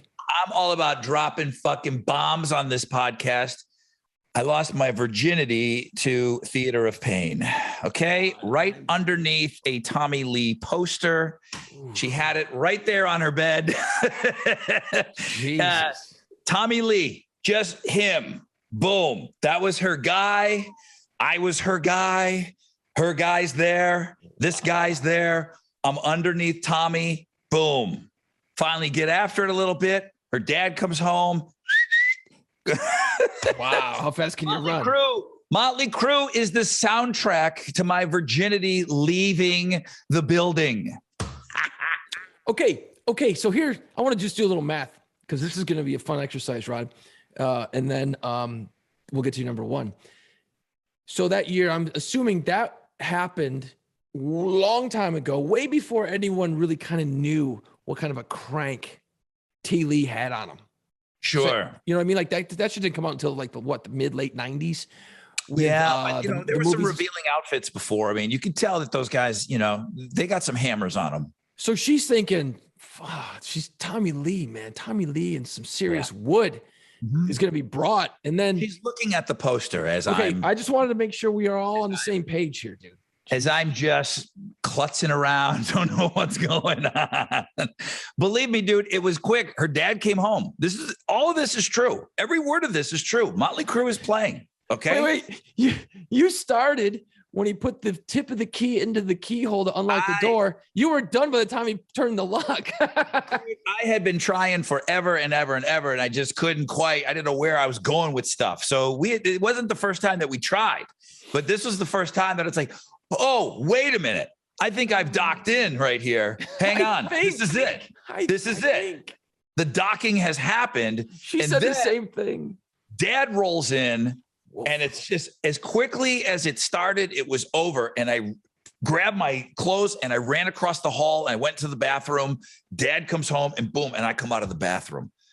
Just smelling like sniz. That's not good because dads can smell it.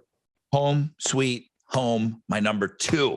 After that story, it's my number 2. I'm never going to hear that song the same way again. Kind of don't want to hear it again now. Thank you, Theater of Pain. Thank you, Theater of Pain. My number 1. How appropriately titled is that for that poor girl? Theater of Pain. It's brilliant. All day. My number 1 Motley Crue song is Kickstart My Heart.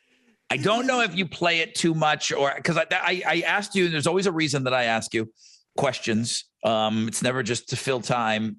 And I'm thinking that song is maybe in regular rotation at Classic Rock. Dude, that's the fucking best song they've ever written. Are you kidding me? It's about Nikki Sixx dying. Yeah, it's great. And he comes back to life. The cars in the video. Yep. It's the best song they've ever done. And it just drives. I will fight. Think about all of their music coming on and what gets people just going bananas. Does it. Kickstart My Heart, man. I love it just because I don't have to play it every day. And that's when we do a Motley Crue story, Alex even puts it in. Alex even likes it. And he doesn't give a shit about Motley Crue on our show. But I noticed that he gravitates towards that one because, we'll put Motley Crue in the skinny and we'll talk about them in the news. And he always kind of grabs that one. It's a great one. It's a great song. It's power.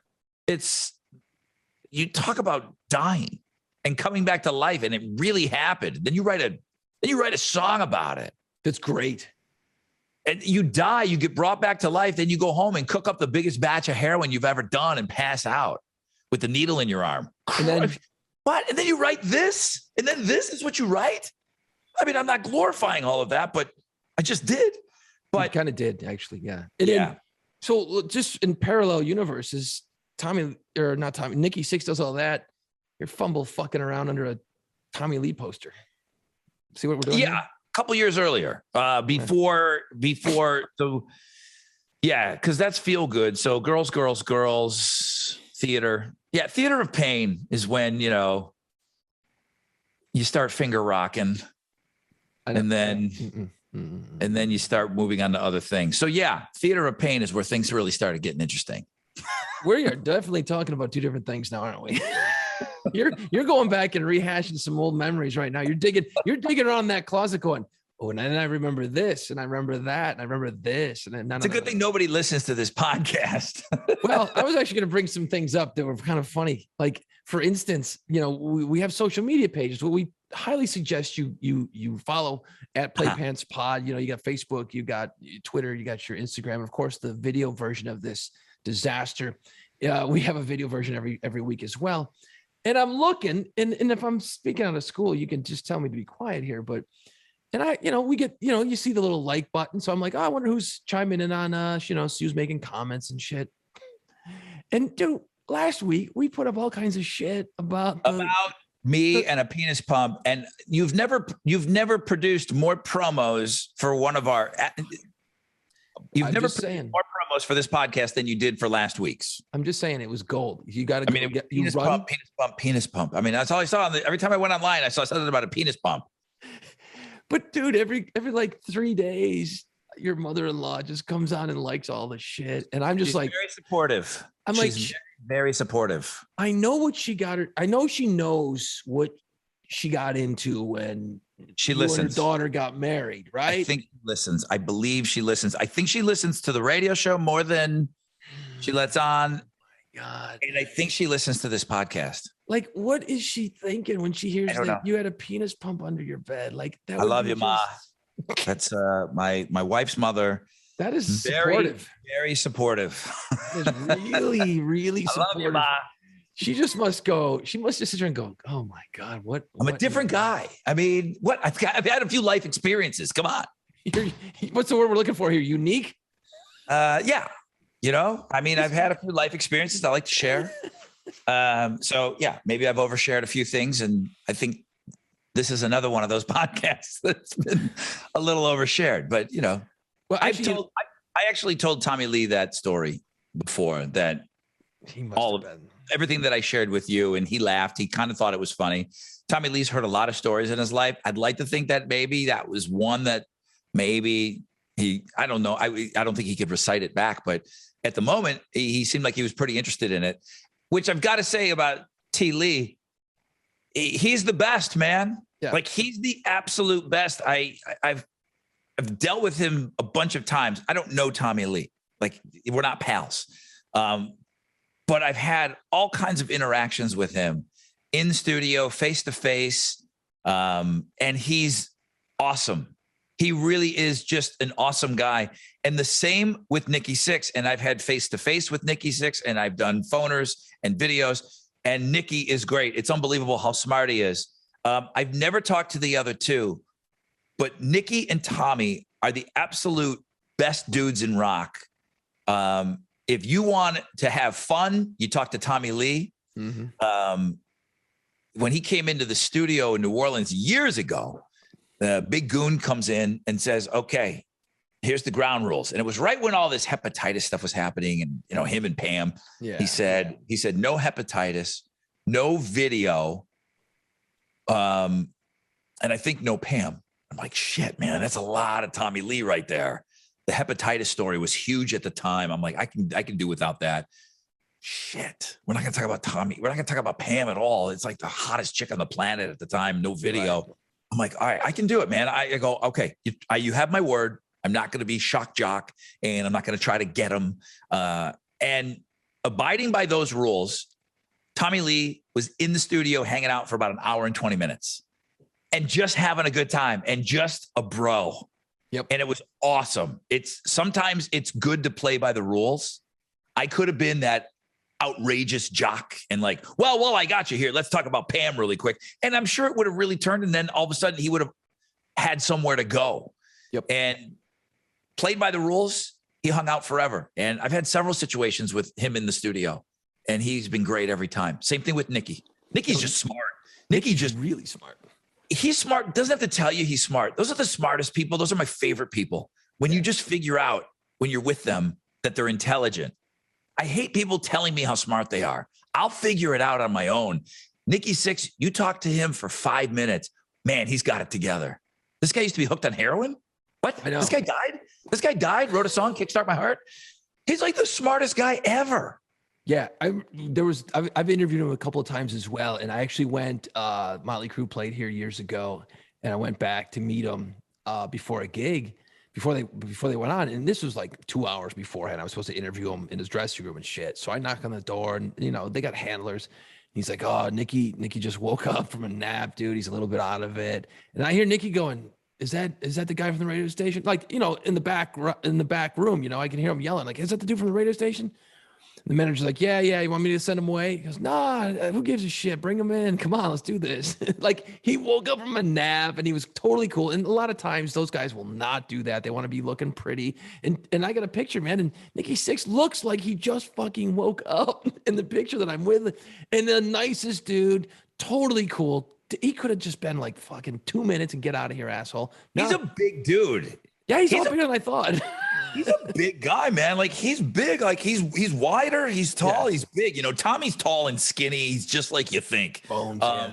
Nikki's a pretty big dude, man. Like, he's a little intimidating. And actually, now the last couple of years, after Motley was done, he went and got shoulder surgeries, hip surgeries, knees. Yeah. He got everything fixed, and now he's like in shape guy and living in like Wyoming and shit, man. Not a bad top 5 list, Ron. I'm gonna have to go crank some Motley Crue this weekend for sure.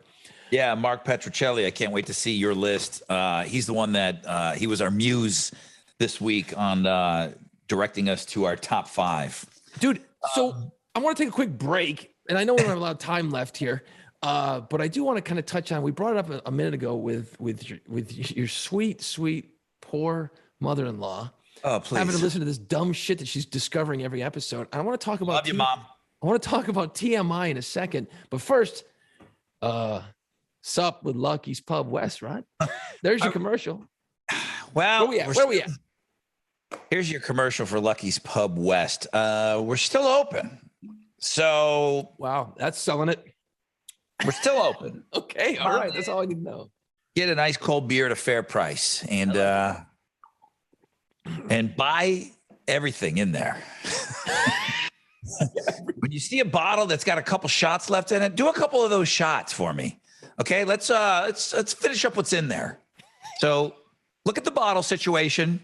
Ask the bartender, what's got about 2 or 3 shots in it? I'll take that. Finish it and then finish that bottle for me. Okay? That's cool. There you go. Okay. Lucky's Pub West, I-10 Barker Cypress. Look at the links on the podcast shit. Okay. Well, that was still open. And I appreciate everybody reaching out and, people saying, man, I'm really sorry. And sorry to hear about the bar. And it stinks. So thank you for reaching out. I'll leave it at that. Thank you. We're hanging on. We're on life support. All right. Well, that's, I guess, good. I wanted to finish this real quick, right, with kind of a final thought thing, but I was, what was it? Right after Halloween. I didn't bring it up last week. I forgot.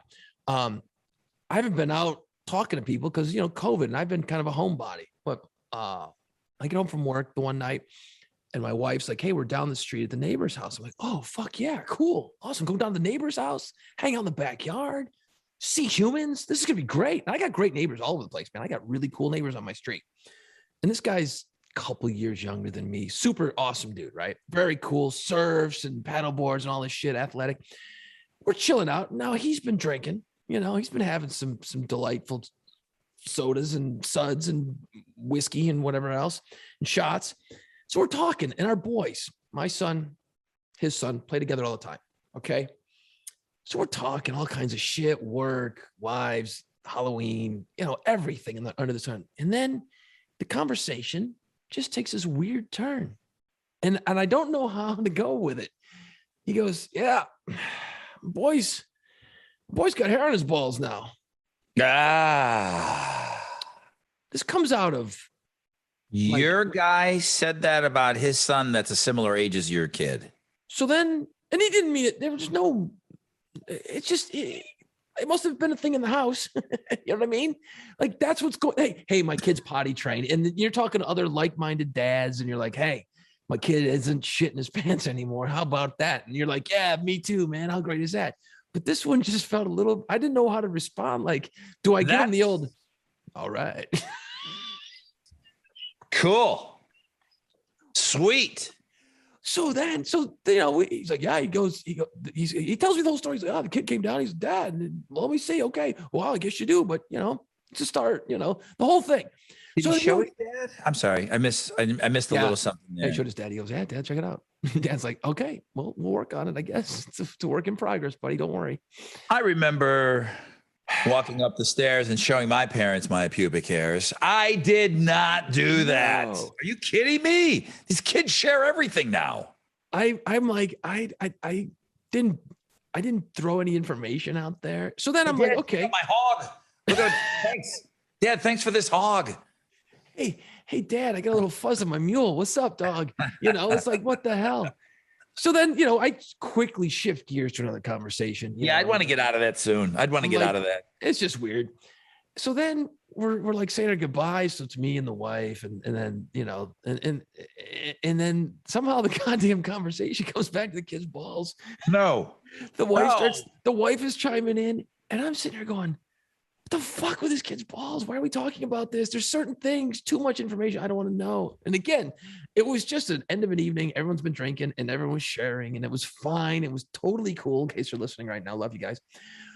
But it was just like, I was like, I can't believe we're talking about some kid's balls right now. If like my parents, and I'm sure they did, talked about that shit with my neighbors, I'd be freaked out, man. Your parents didn't talk about that with your neighbors. I know your parents. They did not talk about that with your, they didn't know. No.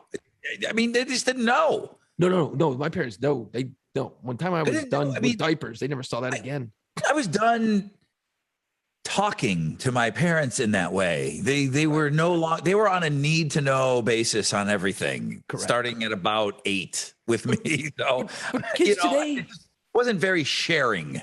But it's different now. People are sharing these things. And and it was a very matter-of-fact conversation. Does your son get wind of this conversation? Does the kid get wind of this conversation? It's completely unbeknownst to them. Okay. The boys are never going to hear about this shit. No way. Because then you know how that's going to go. That's going to be brutal. I don't want that. As soon as you tell that story.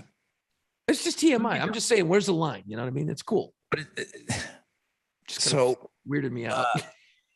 A friend of ours who passed away, Tom, one of my old school friends, he's dating this girl, and the parents, Tom was one of those guys when we did our episode talking about all my friends that fought. Like, this guy was legendary, just tough dude, right. You know, but wasn't the biggest guy. He was misunderstood. I'll say that, you know, and the parents didn't like him. All right. And he was a great guy. He was one of my best friends all time. And the parents didn't like him. So the girlfriend says, okay, he's coming to dinner. We're going to hash this out, you know? So this is Tom telling me this story after I'm like, hey, how did dinner go? Type of deal. It's like, I'll tell you how dinner went. So he said, they're sitting at the table and all you fucking hear are knives and forks hitting the plate. Nobody's talking. Okay. You can hear everybody's slurp of water and it's just cutting food. It's like nobody's talking at the end, like Christmas Vacation, and they're all eating that shitty turkey, but you hear the knives and the forks and that's it. No one's talking. He said it's super stressful. He doesn't want to be there. The parents don't want him there. And her little brother is at the table. No one's talking. And the kid goes, well, I'm starting to get hair on my balls. That's a good kid. I like that kid. Tom cannot stop laughing now. The parents are mortified that the kid says this. It's not jokey joke time. This kid's in trouble for saying that. The parents are mortified that this kid said this out loud. So dad shuts him down. Tom can't, you know what I'm talking about. We've all had that. If anybody ever farts in school and I can't stop laughing, I'm done. I've been removed from a class before because once I start laughing, I cannot stop laughing. Now Tom has to sit there in silence After the kid talks about his hairy balls and he can't stop, and it's like this. Yeah, you're done. It's over. He said it was the worst meal of his life, but it was again with a hairy ball story. He said he couldn't stop laughing. He was incontrollable, and it didn't work out with them and the kid and the mom and the parents and all that. It didn't work, but you can't get out of the room quick enough when you can't stop laughing. No. Little Harry ball bag over here is not helping. He thinks he's helping break the silence. It'd be one thing if the parents laughed and thought it was funny. Like, you guys are talking about, it's kind of like a humorous thing. This is even years ago where it's just like, we don't talk like that. And he got shut down completely. And Tom's losing his shit because he can't stop laughing about it. But think about how I would rather be stabbed in the eye with a fork.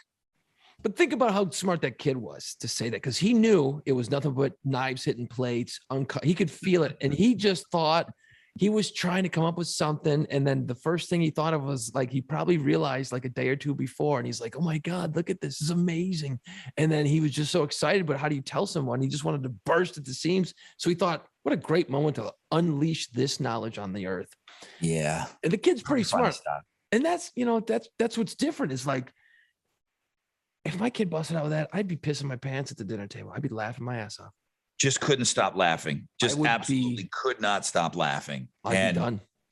As soon as you said that, when you said that the parents said about the hairy balls, that's my go-to ball set. That's my go-to hairy ball story. I'm like, if some kid did that to me, it's like, bro, you're killing. I know you think you're helping. You're killing me over here, kid. You're killing me. It's pretty damn funny, though. I got to admit, you know what? I give that kid a lot of credit, man. He broke the ice. It didn't work, like you said, but man, he cut that tension right down the middle. Yes, he did. A hairy ball story. Have any final thoughts, Rod? Final thoughts. So today was a good day for the Rod Ryan Show. And you got to say it first. We do a lot of charity work and we do all these things. And I'm not just saying it. I don't need to be recognized. I don't need any awards. I don't need banquets. I'm the most uncomfortable guy in the room at a banquet. And today was a banquet, and we were thanked for all of our years of, coming up on $800,000 now for backpacks. Houston Children's Charity. It's just this, dude, the biggest bats in Houston are in this room. The mayor's doing the proclamation. It's Houston Children's Charity Day. They gave us a table. They want to recognize us. Wow. Come on up on stage. Get your award. Do you want to talk? No. Come on, say something. I'm the most uncomfortable guy in that room. Rich people, they're not bad people. They're not. But they just look rich. They act rich. They sound rich. They talk rich. I never felt like more of a ham and egger than I did today. I'm a ham and egger. I say it all the time. Am I using the right fork? That type of, I can fake it until I make it. You go to some of these galas and some of these things, and I'm okay. I can get through these situations. It was very nice to be recognized today. It's not necessary, but I mean, there was billionaires in the room. There were billionaires in the Rockets owner was in the Tillman Fertitta is a billionaire. He's in the room, he gets up there and, he gets an award. He's like, come on, I don't need an award. I'm good, but he's been doing the charity, these rich people, I know that they kind of just get shit on, but man, there's a lot of really good people that give up a ton of their time and they give up a ton of their money. Man, they do. And I think people you just think that that's just somebody else doing that. And it's not. It should be everybody kind of doing that. You don't have to give on that level. But I'll tell you what, man, not all rich people are assholes. There's just really, really good people. And so many people came up to me that have been on the board forever. And it's just, lawyers and Tony Busby and he's lawyers and stuff. And they're just saying, they're saying thank you. And everybody was cool as shit, man. Huh. They were cool as shit. If you're not in that room, it's easy to kind of shit on those people. But boy, there's a lot of really generous people that have done well with their lives and do a lot to give back. And I think it's just kind of easy to shit on those elite people. And man, they're regular people. They just have a lot of money, and they talk about boring shit. But it was nice to be recognized. But it's everybody, when we get called up there, it's like, man, $800,000, that, we've done. I was like, well, that's not my money. That's money that came in from listeners. That's $800,000 just for backpacks. That's not my money. I didn't write that check where you're giving this, this lawyer and all this stuff. He probably wrote those checks. Right. This is our listeners that gave this money. And it's just amazing after a long period of time, because we've been fundraising for so long. It's just amazing how, going back to being a ham and egger, I don't get these big angel donations. I'm not plugged into all these people, I'm not. Right. That's right. That's a fucking $20 t-shirt at a time, dude. That's what that is. We've had some nice donations, but for the most part, it's we're in millions of dollars of donated money, and it really is $20 t-shirts. And it's a hard way to raise funds, man. It's a hard way, but it's the way that we chose to do it. And, it's very granular and it's very boots on the ground type stuff. And I just wanted to thank everybody, just because my name's on it and I'm the one that gets up there and I get the picture and I hold the award. And it's not me. It's just my name's on it. So many people just have been so generous here. It's been unbelievable. But see, the thing about that is, and not to shit on anyone who just is a billionaire and writes a check, that's still their money and they earned it somehow. You know what I mean? Like, that's cool. Like, why don't they give you? You all have extra money to give. It's just on a much less level. It's like, okay, I don't have his money. I'd give that kind of money too if I was that rich. Well, you're as rich as you are. Did you even give $5? Right. Right. But, I mean, put everything to scale. But that's what's cool about it, is it like like you said, it's not you, it's you're the driving force behind it, and you've got all the people that work with you on the projects. But at the end of the day, everyone who's ever bought a t-shirt can be proud. You know what I mean? Like, hey, I bought a t-shirt, like, wow. You don't, when you go and you buy that shirt, someone's like, cool, man, I donated some money to Rod's thing and I got a cool t-shirt. Excellent. And they go on about their day. But then it's the cumulative effect over those years and every t-shirt that is sold that you don't think about it. And man, there's a lot of work that goes into that. So you should be very, I guess, gratified, or, whatever the word I'm looking for is, about the fact that it's like, it's a team effort. It's Houston coming together to send this money to charity. It's not just one dude who, don't get me wrong, earned it and wrote the check. It feels different when you're doing it. You know what I mean? But I'm like, Alex, take off your fucking Giants hat. We're going to sit down at a table. Chili, put some pants on. Let's go. We got to go to this thing. They're like, do we have to go? Yes. Okay. Now here's me tell you have to go. Oh, all right. God. Nobody at the table say hairy balls. We'll be fine. We'll get through it. And, April, my wife, is sitting there and she's like, this table doesn't look like the rest of the tables here. And it's just, we just look different. I look different. We don't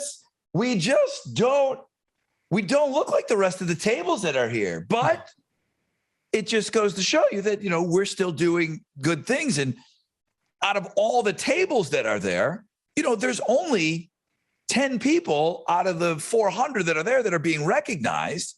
And the table that looks like, which one, it's just like Sesame Street, which one's doing their own thing. And you got the different blocks and it's like, okay, somebody's doing their own thing. Our table was doing our own thing today.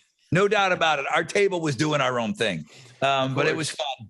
And, my guys, they clean up good. And I appreciate them being there for us today. They don't really want to do, they don't really have interest in going to like the black tie stuff. There's also a black tie thing that we go to and we get, recognized.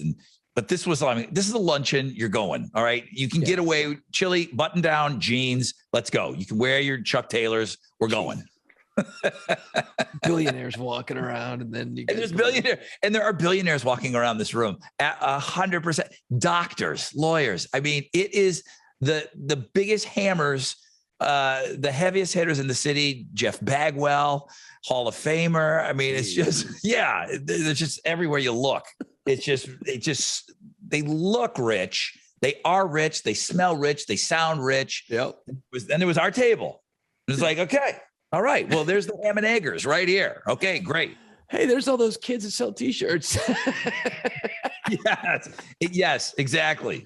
Yeah, but see, Rod, that comes from that ham and egger thing. That comes from the blue collar upbringing. That's where that all comes from, man. You know, you know that. That's what it's all about, dude. And you got to walk away going, you know, look at this. This is crazy. Like, I'm sure you probably go, $800,000. That's a big number. That's a big number. Like, when you say that, I'm like, Jesus, that's some serious. That's a lot of T-shirts. You know what I mean? Yeah, and that's just, you know, that's one thing. You know, that's not what we do for, you know, the Boobs Rock program and, you know, some of the other things that we've done. Right. Yeah, it's pretty insane. It's pretty insane when you start to talk about the millions of dollars now that we've raised. I mean, millions. I think we're coming up on $3 million now, and just like, what? That's just not my money. Right. Not my money. You know, now I contribute. You know, if there's a T-shirt, if you see me wearing a Rod Ryan Show T-shirt, I fucking bought that thing, man. Okay, I bought it.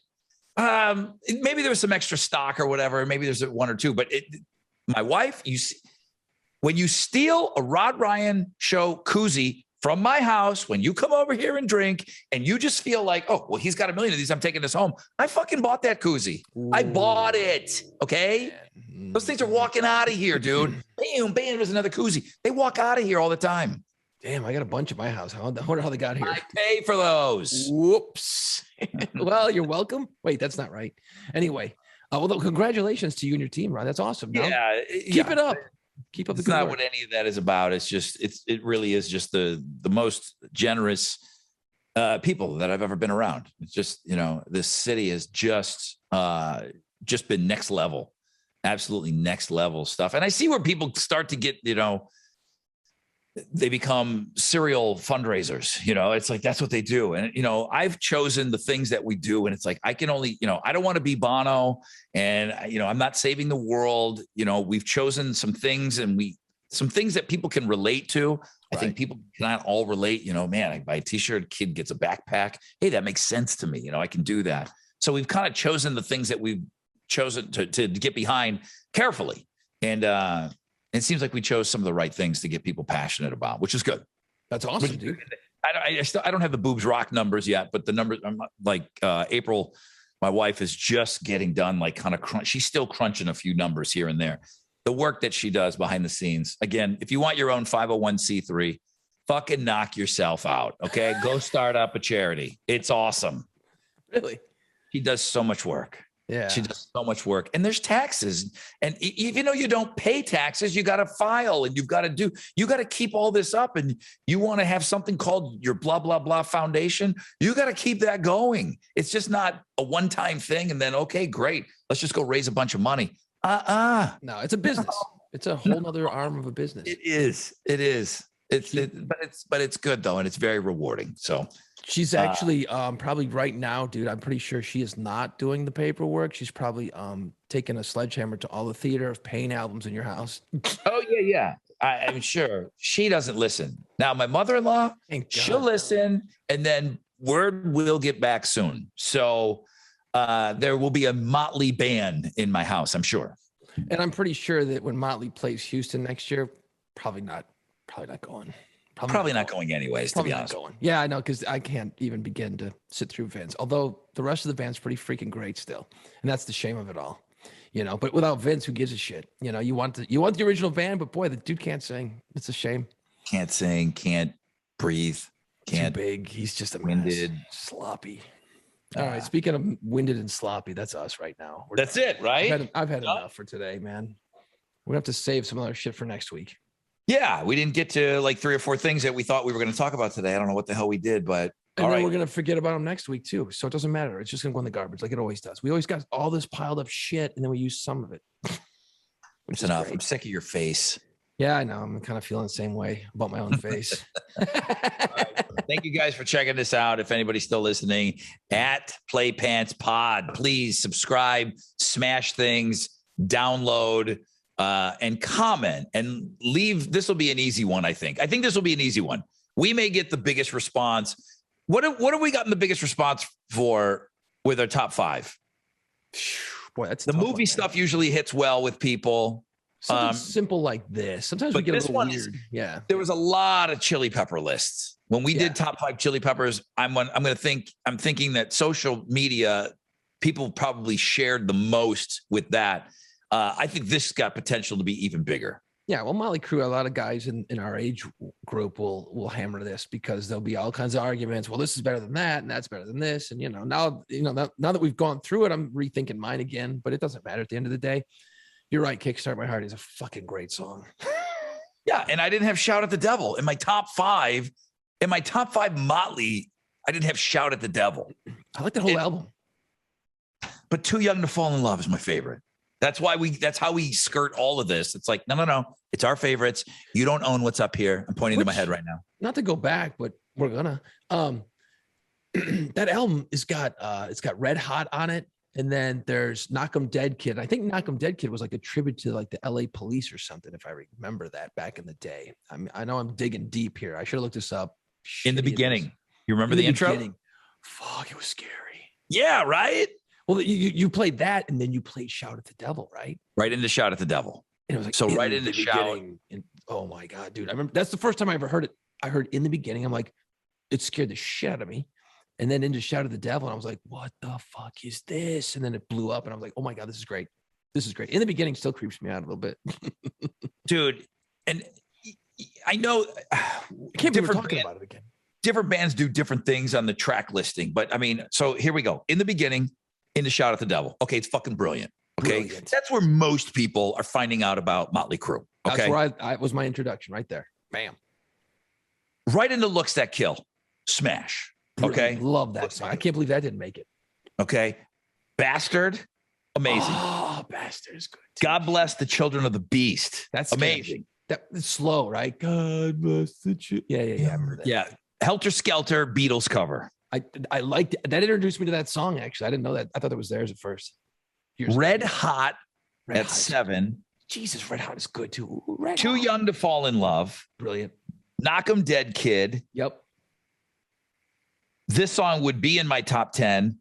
10 Seconds to Love. Oh, Jesus. That is a really good album. I forgot. Dude, I'm not saying it's a throwaway. No song's a throwaway, but it's already now. It's look at the batting order. Okay. Yeah. It's the guy that's batting 10th is not your heaviest hitter. Okay. Right. 10 Seconds to Love is the fucking 1, 2. Well, is it the third? Is it the fourth best song on the album? I don't know. And then Danger. They wrap it up with Danger, which I forgot about Danger. I can't even remember. What an amazing album. What an amazing album. Well, now I know what I'm listening to. In the beginning, though, was scary as shit. Yeah, because you put that on and it's like, holy fuck, man, I'm in for a ride. Yeah, no, that whole album's great. It was so apocalyptic. It was so awesome. And so much of that was listening. Sure, I spent a ton of time on Boombox, but a ton of time with headphones on. A ton of time with headphones listening to that cassette. And that's what, 83 that came out, right? 83, 84, something like that, when it got popular. Yeah, okay. Imagine that time period, That's some heavy shit. It's good. September 26, 1983. Wow. When it came out, but nobody had it right away back then usually. Wow. Yeah. Shout at the Devil. I'm going to go back and dig into that sucker all weekend. And it was just, you listen to that shout, the shout, the chant and stuff. It almost sounded, it almost sounds like a live song. It was built to be a live chant along, sing along with me. I mean, it's built to play live. And the production on it's good. It doesn't sound thin. That album actually, they put some money in it. You could tell. Absolutely. It sounded good. Anyway, we're still talking about fucking Motley Crue again. Yeah, I'm done talking about Motley Crue. Next week, we'll talk about our top 5 favorite songs off of Theater of Pain. Probably not. Yeah, because I mean, I didn't get to finish. Her dad came home. I'm telling you, it's just it was terrible. I don't want to. I think we should be done with the conversation. What? We should be done with that conversation. Yeah, should we end are it. done with that conversation. Okay, we're done. I'll see you next time. Good night. Later. I quit.